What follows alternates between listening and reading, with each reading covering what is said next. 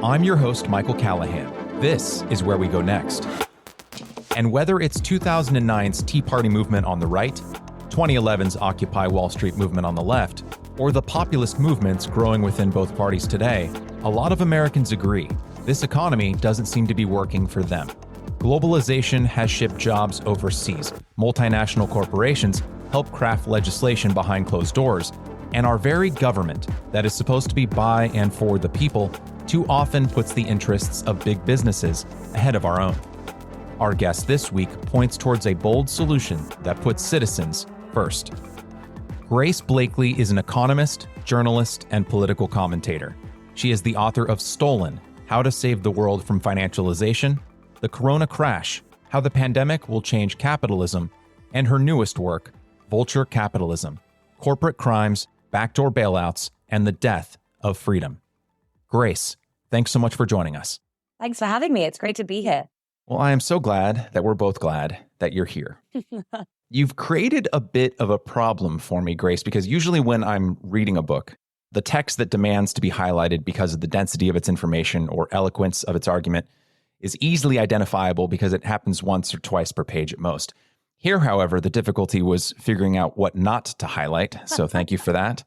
But let's start with the title, The Death of Freedom. That really grabs the eye right away. Now, although the US and Britain share quite a few cultural and political touchstones, freedom here in the United States is likely used more often and has a greater cultural weight to it than perhaps it does in the UK, for better or worse. So what does freedom mean in the context of the title of your newest work, and what does it mean to you? Great opening question. And I'm glad that you picked up on that because I actually chose the subtitle of the book, whereas the title was a joint effort with me and the publishers. But I really wanted to bring through the centrality of this argument about freedom because basically in the 1980s, when we had the election of what I call in the book neoliberal government. So these are people like Thatcher and Reagan who were very intent on privatization and tax cuts and these kind of, in inverted commas, free market policies that we've become very used to. They really focused on freedom. And their whole argument went back to the argument of a well-known neoliberal economist called Friedrich Hayek. And he said basically that when you had social democratic governments spending lots of money on healthcare, education, social services, etc., that inevitably was leading societies to kind of totalitarianism and removing personal freedom, basically by transforming markets in which there's no centralized authority that makes decisions into these kind of planned economies in which the state decides everything. And their whole argument was to say we need to create more space for the market, shrink the state, and in doing so, expand the realm of human freedom. Now, there are plenty of problems with that view of freedom because it really centers on your freedom as a consumer in a free market. But my argument in the book isn't really to do with that. It's actually about how the free market turn undermined the very principles it was supposed to promote. So it actually undermined even this very kind of narrow view of freedom that politicians like Thatcher and Reagan held, because it actually led to a greater amount of planning in the economy.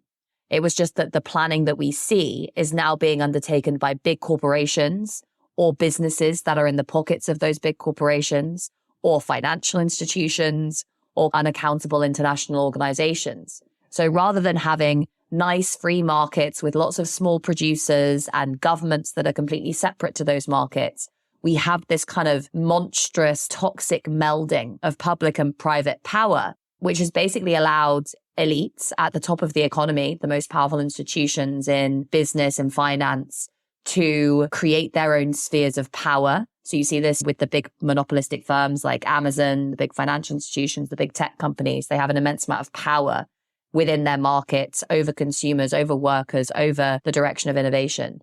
But they've also become very close with governments and have actually undermined the ability or willingness of governments to regulate them, to tax them properly, to do what governments are allegedly supposed to do, even to enforce and promote free markets. So rather than free markets, as the neoliberals wanted, we have these corporate monopolies and oligopolies and oligarchic systems of government that cater to the interests of the wealthy and powerful rather than democracies.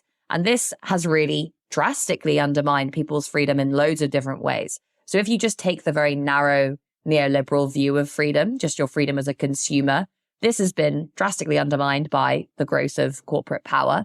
You have this facade of freedom when you see lots of different brands on your shelves, but actually most of those brands are owned ultimately by a couple of massive corporations that hold huge market share. So you don't even have real consumer choice. Then as a worker, your freedom is drastically limited because labor markets have been enclosed by big corporations that have huge control over wages, over conditions, and your capacity to unionize has been undermined by a government that is trying to make that very difficult for workers. And what's more, and I think that the key argument in the book is that because we don't really have free markets and because we don't really have democracy, there's no accountability when people at the top get things wrong. And they get things wrong a lot, which basically means that the average person is constantly faced with all of these disasters. I look at the example of Boeing, of how corporate greed brought this firm down. Quite the terrifying example. Exactly. Yeah. And you're faced with all these examples of unethical behavior or corruption, and yet you feel completely unable to do anything about it. Yes. One of the ways that you demonstrate how the average person walking around, whether they're in the UK, the US, or anywhere in the world, is really powerless to affect kind of anything in their lives as it relates to the marketplace. You start the book, quote, "When you wake up in the morning, the first thing you do is probably pick up your phone. That phone is made of rare earth metals, which were likely extracted from a country like the Democratic Republic of the Congo, where rebel groups use the revenues from mining these minerals to purchase weapons," end quote. And you just go on and on throughout a person's day about how basically every single thing they're doing and using is the result of this larger system that is almost completely outside of their control, that is often doing corrupt, violent, unethical things. But we, as the average person walking about, living our lives, have really no way to even affect any change to any of those bad things that are happening. You do such a great job of kind of setting up the problem, which is that we are kind of helpless within our own societies, whether they're democratic or not. Yeah, exactly. That particular intro was inspired by a US TV show that you and your listeners might or might not know called The Good Place. Ah, yes. Yeah, it's this brilliant show that I watched from beginning to end. And the idea is that people accrue points over the course of their lives based on whether or not they've been good or bad. And then the show is set in the afterlife, basically, what we think is the afterlife. And the people with the most points allegedly having gone to heaven, and those with not very many points have gone to hell. And they realize over the course of the series that the system is all messed up because good people keep getting sent to hell. And the thing that they realize at the end is that even good actions in the world that we have today, like buying a bunch of flowers for your mum, actually ends up creating all of these massive negative consequences because those flowers were harvested using highly exploitative labor in completely unsustainable ways and then shipped over the world, creating massive carbon emissions. And the processes through which all of these goods that we use every day are produced are just so unethical that it was basically impossible for the average person to be good. And that's, I think, what I really wanted to bring through with that example, because we are bombarded all the time with ads and people trying to influence us to consume ethically, in inverted commas, to be sustainable, to reduce our carbon footprint, as though that is somehow a solution to all of the problems that we see all around the world every day.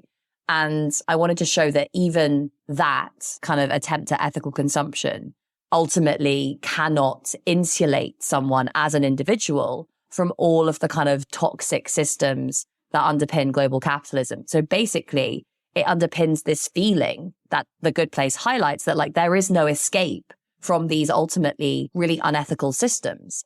But what I wanted to also show in the book is that there is an escape, but the escape comes not through individualism. So not through just changing your individual consumption habits, but through collectivism. So coming together with other people like you to demand systems change, not just individual change. And that's, I think, really the core message of the book, is if we want anything to change, there's no one coming to save us, basically. We can't rely on nice politicians doing good things unless they're held to account by a wider movement. We can't rely on bosses increasing wages unless they're held to account by workers. It really is a call to arms, I guess, to like build up these social movements that can hold people in positions of power to account. To build on this, I'd love for you to walk us through the idea of the bee versus the architect. Yes, I love this. This is my favorite quote from Karl Marx, where he talks about how bees create these amazing structures in their hives that would put to shame even the best of architects. But the difference between the architect and the bee is that the architect is capable of imagining what he wants to build before he builds it, then brings that imaginary structure into reality. And what Marx is highlighting here is that workers and people aren't just robots and they're not just animals. We're not pre-programmed entities that can just be used as inputs to production. We are these immensely creative, powerful, intelligent beings that are constantly seeking to change the world around us, to influence the world around us, and then to do so as part of these collectives. That is something that has really been stripped away under modern capitalism. It's just our creative and imaginative collective powers. And this is all the more the case the lower you are down the value chain. So for someone working in exploitative conditions in China, they're just an input to machinery. For someone working in a coffee shop in Costa or Starbucks, they're just a kind of input to production. Maybe you get a little bit more creative capacity if you work in, say, advertising. But even then, it's still very limited. And lots of creative people get very frustrated with the limitations on their ability to actually use their brains rather than just hunt for profits all the time. This is a kind of Marxist critique of the alienation that comes from working in a system where all of the resources are controlled by somebody else. There are only a very few really privileged people in the world economy who genuinely get to create things for the joy of creating things, or even to come up with new innovations because they genuinely want to solve a problem. Most of the time, our entire economy is just oriented towards profit without any thought for the human consequences. And Marx's argument was that that's inevitable in the kind of system that we've created, and that if we want to change it, if we want to build a different kind of world, then it has to rely on us cooperating to take control of these systems that are currently dominated by a small elite. And in the book, I look at some examples of times this has actually happened in human history. So my favorite example, and the example that The Architect and the Bee comes from, because one of the people involved in it wrote this book called The Architect and the Bee, is the Lucas Plan. And this was an aerospace company in Britain in the 1970s that was on its way to going under and had this really strong and powerful union. And the unionists all came together and said, we want to put together a plan to save this firm from bankruptcy and just transform the way that it works. So they drew on all of the skills of all of the workers in the organization and came up with this incredible document that listed how they could transform this company from an arms manufacturer into a democratically owned and run producer of socially useful technologies. And it was this incredible document that brought together all different sections of British society to say that these guys had achieved something really remarkable.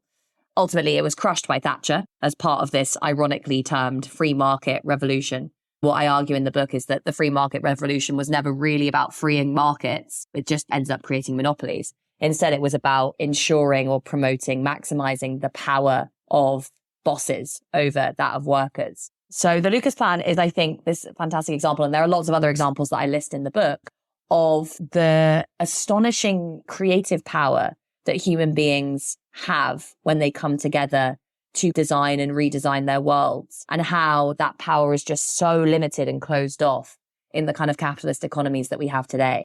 One of the insights of Marxism, to quote you from an interview you had with Politics Joe, is, quote, "It's this class-divided society oriented around the production of commodities which are sold for profit. And that is undertaken through this class division, this social division of labor, where working people, the people who are forced to sell their labor power, are exploited by the ones who own things," end quote. And I'm not unsympathetic to this view. I can see that there's truth in it, quite a bit of truth in it, actually. I've seen friends and family be exploited by their employers through the inherent power imbalance that arises between the person cutting the check and the person dependent on that check. I've seen it in my own industry. I work in entertainment here in LA, first in film production, now in advertising. I've witnessed workers be mistreated on set, verbally and mentally abused, overworked, 14, 16, 18, 20-hour days were not out of the ordinary on a film set. VFX artists are underpaid and overworked to the point of exhaustion, only to lose their next job to a company out of Bangladesh that underbid them. In the gaming industry, it seems every 6 months, there's a new expose that comes out detailing how developers on some AAA $100+ million title are abused, exploited, and undervalued only for their game that they slaved over to make hundreds of millions, even billions of dollars in profit. I've personally experienced abuse. I get it and I condemn it. But I think the wrinkle I want to add, and I want to get your thoughts on this, I've also seen people be treated very well in their jobs. I've seen people be mentored by those in senior positions and then use that knowledge to grow their skill set and then end up in a well-paying, genuinely rewarding position at a job that they love with coworkers who appreciate them and that they appreciate. I've seen people use the knowledge and money they've acquired on the job to then open their own business. I've seen my own father and mother do this. It was a lifelong dream of theirs. And then they went on to treat their employees fairly. So yes, there is abuse, and yes, there is exploitation. I think that anyone who would argue against that point is either blind or willingly dumb. And especially when it comes to the most powerful companies who are in bed with the government, right? This kind of corporate cronyism that you highlight in this book so well. I agree that that needs drastic reform. But there was a part of me that wonders, at least on the ground level, right, where I can see with my own eyes, how much of this is a systems problem versus a people problem. Because working for a bad boss at a bad company with bad incentives is bad. But if you work for a good boss at a good company with good incentives, that can lead to good things. What are your thoughts on this? So I think the most important point here is that we need to be able to analyze capitalism as a global system. We like to think of domestic economies as though there's such thing as a domestic economy, and then look at the class structure of that economy as saying something about the way the world works, right?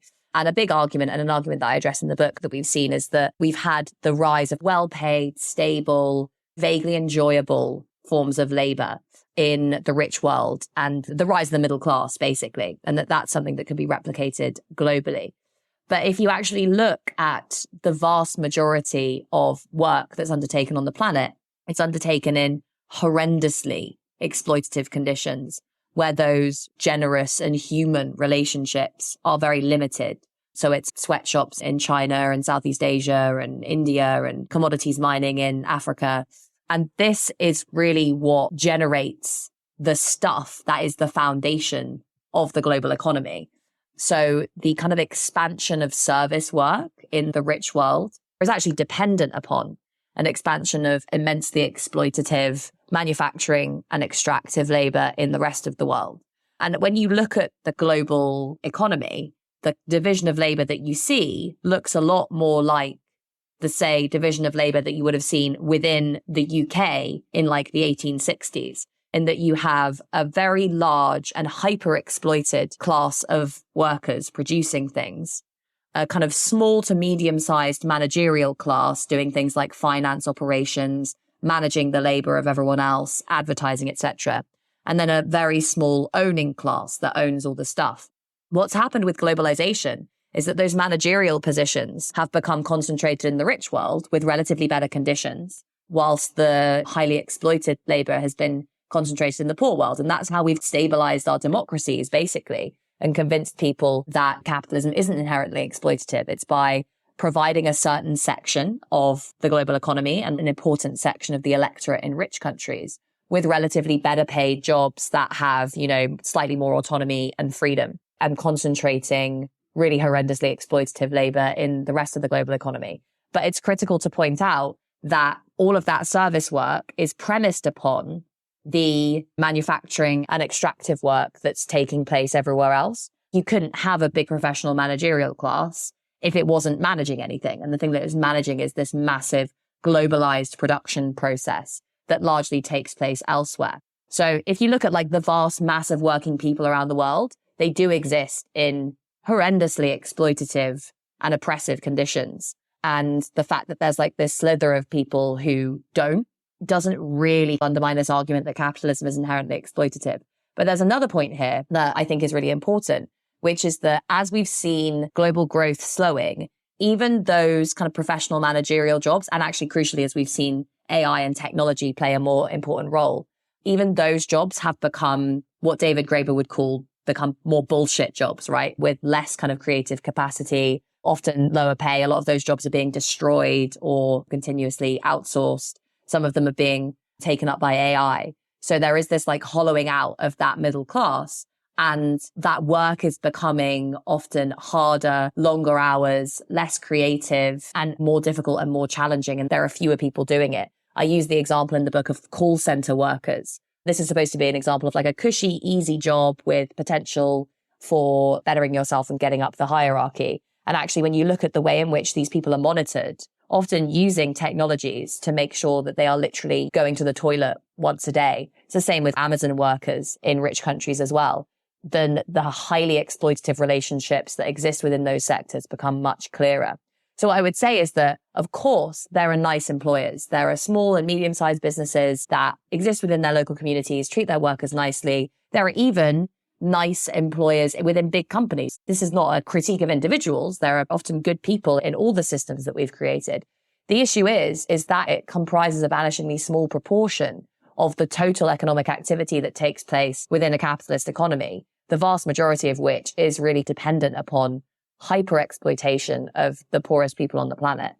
Several years ago, this was late 2019. For context, I'm a freelance creative. I'm a commercial director. And I went through a period in the second half of 2019 where, just for a confluence of events, I just went months without any work. And I eventually decided, hey, you know what? There's this flexible option out there. I saw it advertised on my phone at some point, and I was like, I'm going to do it. I'm going to deliver packages for Amazon. It allowed me to use my own car. All I had to do was just drive to a local delivery center. I would have like a 3 or 4 hour delivery window. I'd have packages assigned to me, and I would make anywhere between, this was the Christmas season, so it was higher, anywhere between like $17 and $21 an hour for 4 hours of work. And it was flexible. And I was like, this is a great idea. And then I arrive, and more often than not, I would say probably 8 times out of 10, I was the only white guy there. And more often than not, the only person who wasn't an immigrant there. And that was the first thing that kind of jumped out at me. And I was like, oh, okay, that makes sense. But, let's give this job a try. So the way that they had us do these deliveries is they had everything mapped out in this app. So you'd have this app, and it was all very systematized in a very efficient way, of course, that befitted Amazon. That makes sense. I've ordered from Amazon. I know how efficient they are. They basically have all your packages condensed into, let's say, a 2 or 3 mile radius. So all the houses are pretty close to one another, which makes sense, seems easy enough. And I'm like, well, I have 3 hours and 50 some odd packages, however much it was. That seems doable. But on my very first day delivering, I realized this is actually so tightly scheduled. And it was in Los Angeles, so there was not an abundance of parking, especially in like the 5 to 6 p.m. window when people were coming home from work, that I realized on my first day, if I don't park illegally and sprint sometimes to these homes to drop off these packages, scan them, and then back to my car, I won't make my time.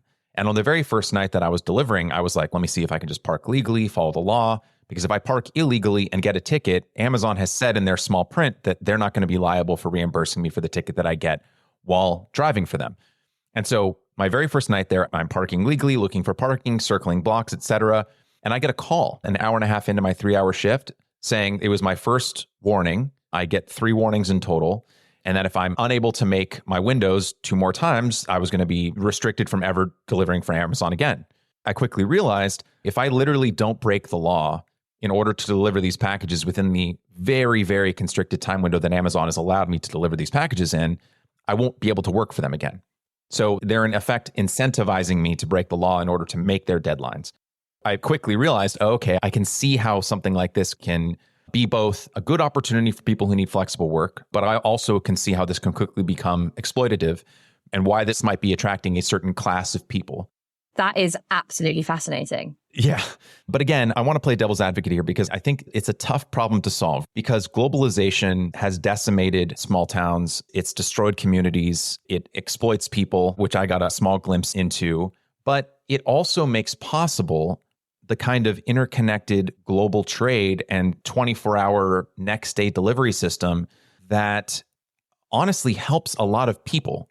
Like if you were to go back 100 years and say to someone who was disabled or elderly or blind or couldn't leave their home for whatever reason, they were frail or infirm, etc., and you said that you could order whether it's life-saving medication or just something as ordinary as groceries or furniture, that you didn't have to leave your house in order to get those things that either you needed to live or just the luxuries of daily life that everyone is entitled to, that you could have those things delivered from across the world to you within a day or two. That would seem like a miracle to someone living 100, hell, even 30 years ago.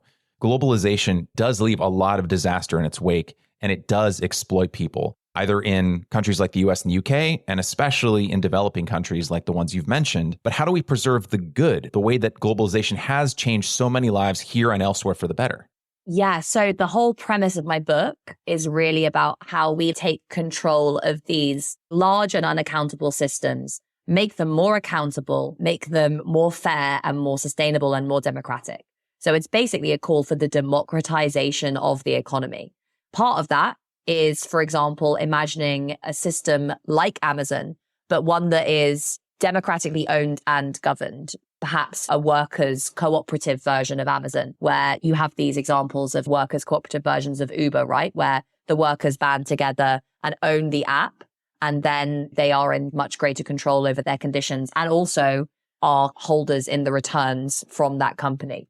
Obviously, that sort of system is not going to be as insanely efficient as Amazon, but it's also not going to exploit loads of people. And also, crucially, I think a really interesting issue here is you mentioned the luxuries of daily life that we're all entitled to. Most of the stuff we order on Amazon is crap, basically. True. There are all these YouTube accounts that are dedicated to like these amazing finds I found on Amazon. And it's like a grape peeler or like these tiny little bits of plastic that have not particularly expansive uses, but which kind of make us feel good to consume and buy, even though they have a really negative impact on the environment and also have all of these other kind of exploitative things associated with them. And I think part of that, and again, looking at what Marx says about this, is that when we're really exploited in our work and when our work kind of centers around like this economy, which is all oriented around producing commodities, it's like we are hyper exploited to produce commodities. And as a result of that, we come to be obsessed with commodities themselves. So because the human being is oppressed and exploited in the production of commodities, commodities take on the same kind of symbolic importance as most societies would attach to human life, basically. So we seek to soothe ourselves from the horrendous systems that we've created just by constant consumption of things that we don't really need. And that's become such a massive problem today, whether you look at the fast fashion industry, for example, or obesity epidemics or whatever. Just to yes and you here, Grace. It didn't really quite make sense to me until I learned what you're articulating here. One of the things that was really eye-opening for me is that oftentimes, at least here in America, poorer communities purchase more commodities on average than wealthier communities do. And I didn't quite understand that because initially I was like, well, why wouldn't they save this money more? Coming from my judgmental middle-class perspective. But once I understood that commodities were oftentimes a way to self-soothe when you felt like you had no way to escape the situation that you were born into, it made more sense. Yeah, totally. And it's also worth bearing in mind that a lot of the commodities, if you look at the percentage of people's incomes that are spent on stuff, it is often higher, lower down the income spectrum. But that's because there's a lot of stuff you need to survive, firstly, and that takes up a bigger portion of people's incomes when those incomes are smaller. They're not buying luxury goods. They're just buying things that they need. Secondly, they seek out commodities that help them to soothe themselves. But also, and I mean, as I'm sure that you will have noticed working for Amazon, so many employers require you to buy your own stuff just to be able to do your job.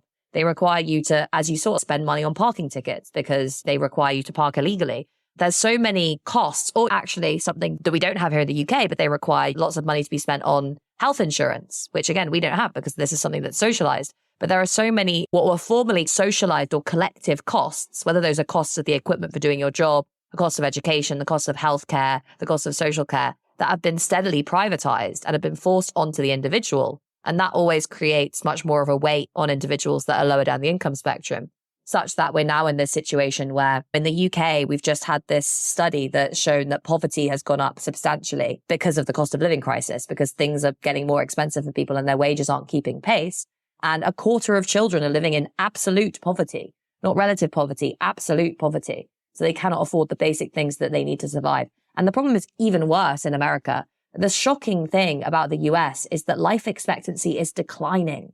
That never happens in advanced growing economies. The iron law of wealth is supposed to be that as an economy gets wealthier, its population gets healthier and lives longer. But that isn't the case in the US because of these horrific inequalities that exist at the level of the economy in health, just make some people's lives astonishingly difficult. And I think the tough thing is that we're all in our little bubbles, right? And it can be so hard to imagine what life is like for someone who is working for Amazon unless you've been there, or who is working in a poorly paid service sector job, or who is a single parent, or who's living in a difficult neighborhood, because you're very limited by the kind of communities within which you find yourself. And I guess my argument in this book is we need to actually go back to having like real communities. And what I mean by that is not like self-selected communities where you move into like a gated complex and you just hang out with your neighbors, but you should have mechanisms for creating real democratic structures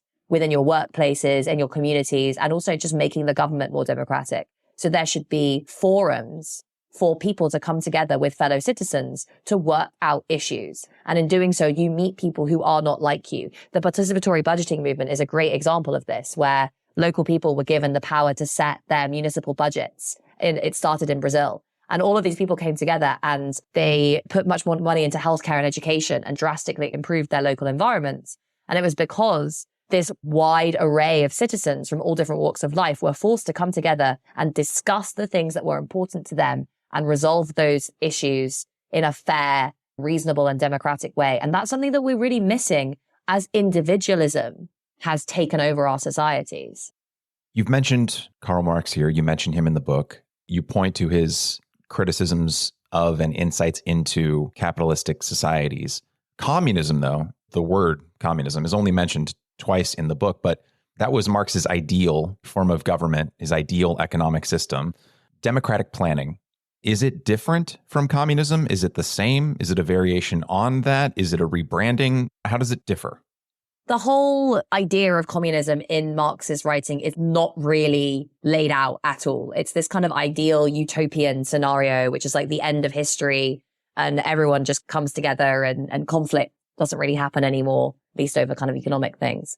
And it's not really spelled out in much detail, partly because Marx realizes that the ways that we think about the world are shaped and determined by the kind of world we live in. So it's hard to imagine a different kind of society from within the constraints imposed by this society. So you can imagine ways to do things differently based on where you are now, but you can't really jump from here to utopia. And I think that's what this book is grounded in.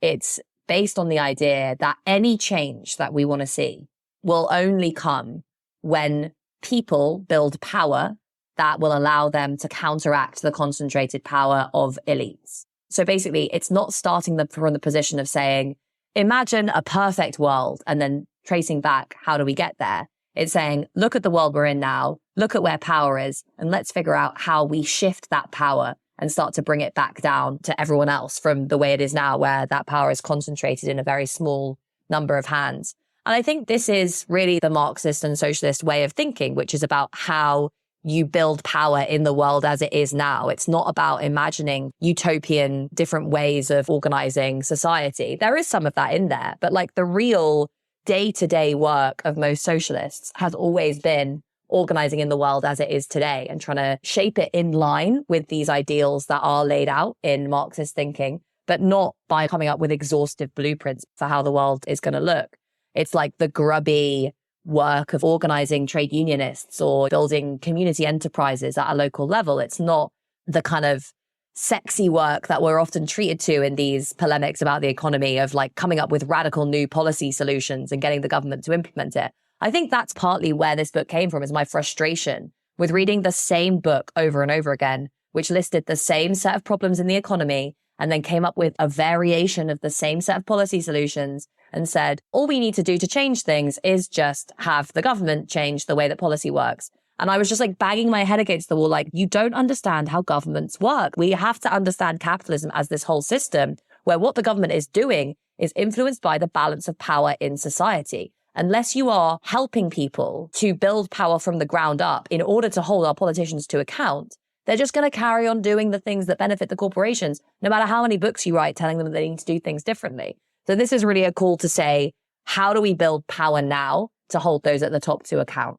So is what you're advocating for reform or revolution? Because you talk about reforms that can be done to our existing systems, but how do you wrestle power from, let's say, the boards of companies like Amazon or Apple or Microsoft or Boeing without violence? Violence in the most general terms, in that if I go to you and I say, all right, this is legally your company, but it is no longer, and you, Grace, tell me, no, I disagree, the only way that I can take it from you is either through force or through guaranteed force from the government. So how do we go about transforming towards a society that you're advocating for without violence if the very people who are in power are resistant to that change? The point that you just highlighted, which is basically the ultimate guarantor of any government policy is and has to be violence, is true. The idea of forming a government, I suppose, is what you're saying, necessitates at least the idea of violence, if not the actuality of violence. Although, again, violence is meted out a lot today on certain populations. It's just like protesters and workers and like people who try to organize against the system. So I'm not saying that controlling government policy isn't important. What I am saying is that the only way to get there is to start from where we are now. So to start building power from the ground up. And I think part of this comes from like a wrestling with the legacy of Corbynism and like with the Sanders movement in the US, of seeing the election of particular candidates to positions of power as like a shortcut around the absence of any real building blocks of power in society as a whole, and how badly that failed. It was, I think, a wake-up call for a lot of people of like, oh, okay, we can't just pick someone, try and get them elected and get them to do loads of good policies. That's not the shortcut that we think it is. We're not going to be able to change society just from the top down, just like how the neoliberals tried to change society. We need to have a revolution that is rooted in the lives of ordinary people. And in that sense, I am advocating for revolution, not violent revolution, but revolution in the way that people see themselves and the world and each other. And that's ultimately way more important. If you look at the way that the state exercises power today, most of the time, violence is still important, but most of the time it doesn't rely on violence. It relies on these kind of subtle mechanisms to change the way people think. And I look up about that a lot in the book, about all the ways that the free market turn changed the way we think and the way we relate to each other. And one of the biggest things that it did was encourage us not to see ourselves as workers, but as entrepreneurs or capitalists, to encourage us not to see ourselves as communities, but as households, not as citizens, but as consumers of services. It was this shift from kind of collectivism to individualism that has cut us off from each other and made us feel like all of the problems that are in the world are just our own individual fault. And the only things that we can do about those problems take place on an individual level. So it's buy things differently or hustle to earn more money or whatever. And I suppose the revolution, in inverted commas, I'm calling for is a revolution that combines respect for the dignity and autonomy of the individual with a move towards collectivism and real democracy. So it's a revolution in the sense of understanding that we are not isolated, atomized individuals who are just entirely and solely responsible for everything that happens to us. We live in a society. We are responsible to one another, and the ways that we interact with one another and the decisions that we make as part of our collective social institutions affect all of us. They affect us individually and they affect us collectively. And I want us to really start grappling with these questions of power, basically. If we want to change the world, it has to start by people coming together and demanding that things change, because we cannot continue to expect to go to those at the top of society with begging bowls saying, please change this one policy, or please make sure that we have access to healthcare, because they have no incentive to do it for as long as we don't have the power to demand it.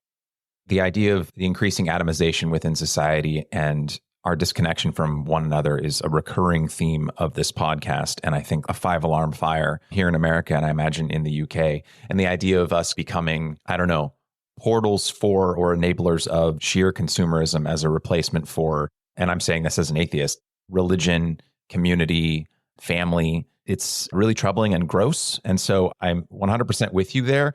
And it's difficult in this conversation, Grace, to be the one arguing for moderation, because one always risks being looked back from the future as the guy saying, you know, hey, we need to figure out a moderate, incremental way to phase out slavery. So I don't want to be that guy. But the thing that's always in the back of my mind, and I'm sure you are well familiar with this, is the rule of Chesterton's fence, thinking about second and third order effects of this sort of thing. How do we preserve the good while we reform the bad?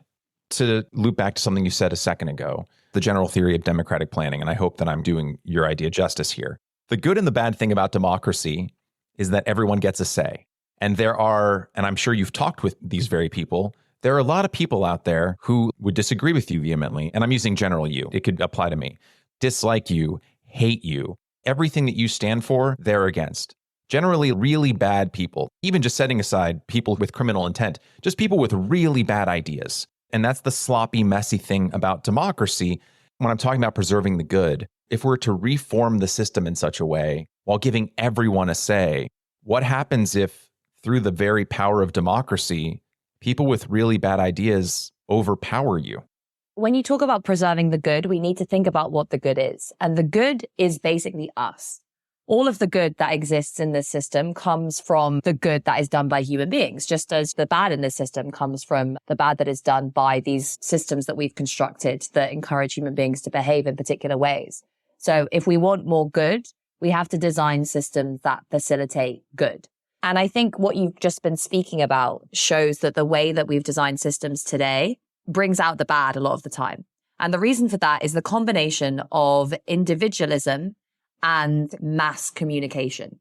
So we all see ourselves as isolated individuals. We're very obsessed with defining our own identity in distinction to other people, because you don't have a kind of preconceived identity that much anymore. You have to pick who you are, what you do and what you wear and all these kind of things. And you have to foreground certain things to say, this is who I am. And in doing so, you place yourself in opposition to groups who define themselves differently. Now, historically, you would have been in direct communication with those people who disagree with you. They would have been your neighbors, your co-workers, even if you didn't like them because you thought they were up themselves or stupid or whatever. You didn't like the way that they dressed or whatever. You would still have had to communicate with them. And the fact of your communicating with them face to face would have allowed you to realize that they are a person. They want the same things as you. You know, you're all part of this community. You have to get along to make sure that the company works or the village works or whatever. Today, we don't have that. We just have you're an individual, you pick an identity, and then you're able to enter these spaces where your identity is directly counterposed with the identity of someone else. And you're divided into these massive warring groups of two sets of people. And you never really come into contact with members of the other group. And if you do, it's in really unhuman ways. And my theory as to how we preserve the good of what is in this system and get rid of the bad is that all of this has to start, as I've said, at the grassroots level with conversations and movements that are built amongst people. And when you build those movements amongst people, again, and I look at all these different examples of experiments in democratic planning that take place at a local level, at a firm level. Participatory budgeting is one of them. The Lucas Plan is another. There's the Green Ban movement in Australia. In Iceland, they came up with this idea of better neighborhoods where everyone came together and voted on policies. And placing people together in these environments where they are forced to recognize each other's humanity, recognize that they are dependent upon each other, that they cannot survive alone, that they have to work together, and that they need to come up with a solution to a problem. It often encourages moderation. So it will mean that the solutions that come out of that will often be less radical initially than perhaps the ones that I would design if I had a blackboard on my own. But they also arise from a recognition of, as I said, like our mutual interdependence and our mutual humanity, basically. And that's why I think real democracy is so important in this transition to a fairer society, because it's the only thing that's rooted enough to be sustainable. And also it's the only thing that's going to be powerful enough to be able to resist the people at the top. Because again, that popular pressure that's built up when people come together and form movements is something that elites have to pay attention to. It sounds like the core, the crux, the first step of how we accomplish what you're envisioning is to start with the self as an internal revolution, a revolution of how we see ourselves and how we see each other. Or, as Carrie Cunnington said to you in 2021, quote, "It's not rocket science, it's just community," end quote. In the early 2000s, there were small towns throughout Wales, much like there are here in the US, that were left behind by globalization. What ended up happening in the villages in and around Festionog, and how is it a vision of the kind of democratic planning we've discussed today? Again, the reason I'm highlighting these things is not because the transition to a fairer economy at the macro level is going to come just from lots of experiments in democratic planning. It's because, as I've said, there is this need to create communities and movements that can take on the power of those at the top. And the only way that happens is when you start organizing locally.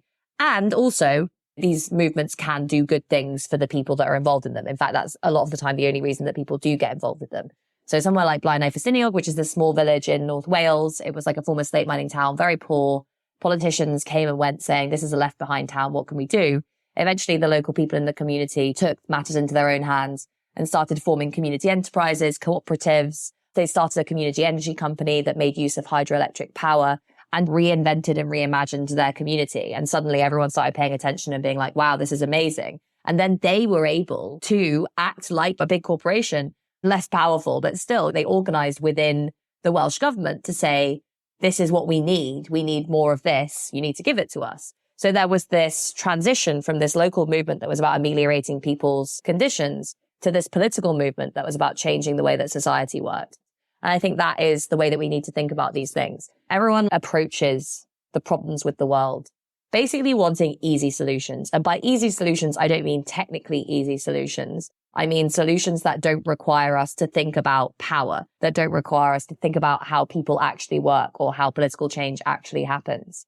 And it's so easy to say, we want a wealth tax and that's going to fix the global economy, like someone like Piketty says, for example. But again, as I keep coming back to throughout this book and throughout this conversation, that's not going to happen if we don't start with people. And as you said, the self, but not just the self as part of a community.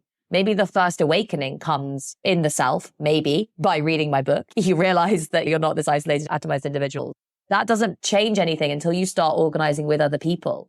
And I'm really passionate and excited about the next phase of this project, trying to shine a light on people doing just that and allowing them to connect to one another. What you said earlier a moment ago about how thinking about ourselves in relation to our communities and thinking about our communities differently and those around us differently is so vital. I'd like to just pull a quote from an interview you did with The Guardian. It starts, quote, halfway through writing her new book, Vulture Capitalism, Grace Blakeley had what her mom called a midlife crisis. And then you go on to say, quote, I realized that the stuff that I was doing and the way that I was making sense of what I was doing was having a really negative impact on me and on my mental health. Just everything, feeling constantly on edge, not really being able to engage with people in honest and open ways. There was a point at which I was like, I don't know if I can do this anymore, end quote. And I relate to that on a very deep level, and it gets to the heart of why I started this show in the first place.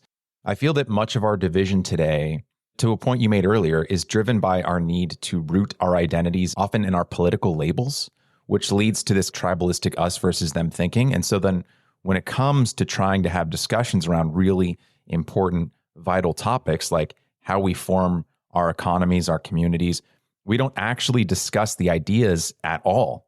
I recently spoke with Carlos Lozada. He's this Pulitzer Prize-winning opinion columnist who covers Washington, D.C. And he notes, I think really insightfully, how counterproductive our obsession with this labeling is because it forecloses insight, wisdom, empathy, and ultimately compromise. So my question is, since that midlife crisis, and I certainly hope it's not really a midlife crisis since 60 seems like a very young age to die, how have you shifted in how you think about your colleagues in politics, people who disagree with you? And how do you now strive for open, honest, and vulnerable conversations with those with whom you disagree? It's a great question. The shift has come less from viewing other people differently, and it's come more from just thinking less about their criticisms and more about honoring what I'm trying to say, speaking from the heart. Now, that doesn't mean not listening. Obviously, it is important to listen just to be able to engage with any debate. But there is a difference between listening to the people who are arguing against you in a kind of open way and thinking, is what they're saying a critique that aligns with my values? Or is it a critique that comes from their values, which are different to mine, and being able to differentiate between those two things? And then responding not from a position of defensiveness, but from a position of openness. So I think the classic thing would be to be like, we're a group over here, they're the enemies over there, everything they think is wrong, everything we think is right. And when they try and argue with us, we get defensive because we're trying to defend everything that we believe and all of our position. And you get into a big argument and it looks messy for everyone and it doesn't really convince anyone. Whereas my position now is that I am part of a social movement that foregrounds particular values. And there are people who are part of different social movements that foreground very different values. And some of those people are doing that in an honest and genuine way. A lot of them are paid up lobbyists for big corporations, but that doesn't really matter. What matters is listening and engaging with what people are saying. And then rather than responding or reacting, just allowing that to settle and then speaking from your heart and speaking from your values. I won't allow myself to get dragged into arguments anymore. I won't allow myself to get dragged into the position of defending myself against a perceived attack. I just think I'm in this position to communicate an idea. I believe that idea to be very powerful. People may disagree with me and they may bring up problems with that idea or alternatives. And it is up to me to respond to that in a calm and open way. But I'm not defending myself. I'm not defending my identity. I am acting as a mouthpiece for these ideas that I think it's really important that people are able to hear in the best and most effective way possible. So I'm thinking less about, in inverted commas, the enemy or like the people on the other side of the debate. They're going to do what they're going to do. That's fine. I don't let that upset me. I'm just thinking about how I communicate my message and making sure that I do that in the most open and honest way possible. Before we started recording, I said to you that I started this book with some resistances, something I always try and keep in mind. Discussed previously in this podcast, it was a tactic that I learned from a directing teacher of mine many years ago, that whether you're analyzing a script or I suppose any kind of text, that while you're doing that, to keep very careful attention to any resistances you might have to it, and then recognize those resistances, make note of them, and then investigate, okay, where are these resistances coming from and why do I have them, right? What I loved so much about your book, Grace, and just the general way you approach these topics, as I've familiarized myself with your work through interviews and articles, this book is not a polemic and it's not dogmatic. The best, truest compliment I can give it, and your work in general, is that it is something that is increasingly, depressingly rare. It is a very fair book. I found myself, at least initially, you'd be talking about Marx, Hayek, Keynes, whatever, and I'd feel myself anticipating, okay, well, yeah, but what about this? And then almost comically, the very next paragraph, or sometimes next sentence, it was like you were reading my mind. It's like you anticipated my question or my resistance and you addressed it. And too often, whether I'm reading something conservative, liberal, progressive, et cetera, whatever it is, it feels like the author is either willingly or ignorantly just completely ignoring the other point of view. And you never did that. Even while you were advocating for your own position, you always kept in mind that there were people out there who were going to be reading your book who thought differently from you. And you respected them enough to call that out. And so I just want to say, thank you for such a fair-minded book. Thank you for advocating for what you believe in, even if I don't agree with all of it. I'm genuinely appreciative that there are people out there like you who exist, who genuinely care about the world and how society is formed and how we can form it in the future. And most of all, Grace, today, thank you so much for your time. Thank you so much for having me and for just an incredibly kind and generous review of the book. I really appreciate that came through. And yeah, thank you so much for the interview. It's been really great talking to you. It was my pleasure.